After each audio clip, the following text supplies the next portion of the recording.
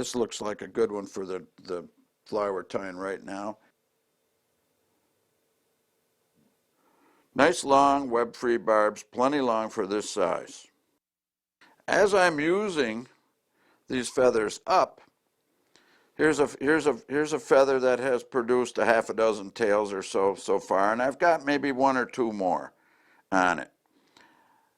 I'll use a dozen or so barbs, like so, for a tail, and I simply peel them off slowly, carefully, and as I get down to the end, what I'll do is pull away the remainder, and I'll save this feather stem, but with its tip. That I learned is going to help me a lot later in knowing that I can get a dozen of them that are the same color. Without that, I can't, it's hard for me to even tell that that was from a dun feather.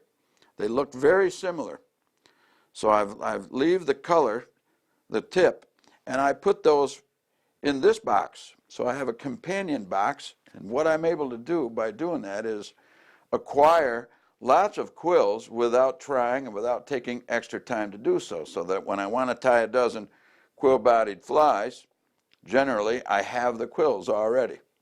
And it was essentially at no extra cost. I'm not using feathers just for the quill body. So it seems to work out rather nicely. I'm going to take the feather that I decided to use for the tails on this thing, and I want a dozen or 15 barbs. I pull them out perpendicular so that they're evenly, the tips are even. When I cut that off, I'm going to clip just the very ends to remove those curly little feet that result from pulling those down, because they will fight each other when I go to even these and gather them for the tail. It even happened a bit with this one. I can tell because I can see where these ends went. So I'm going to go for another bunch.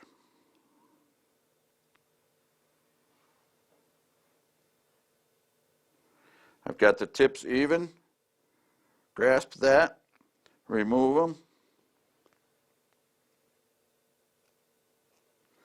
Clip the very ends. I'm not trying to do anything for the length of the barbs at this point, but just clip the ends. Then I'll kind of do a quick measurement and try to cut this so that it's exactly the length I want, or perhaps a little bit long.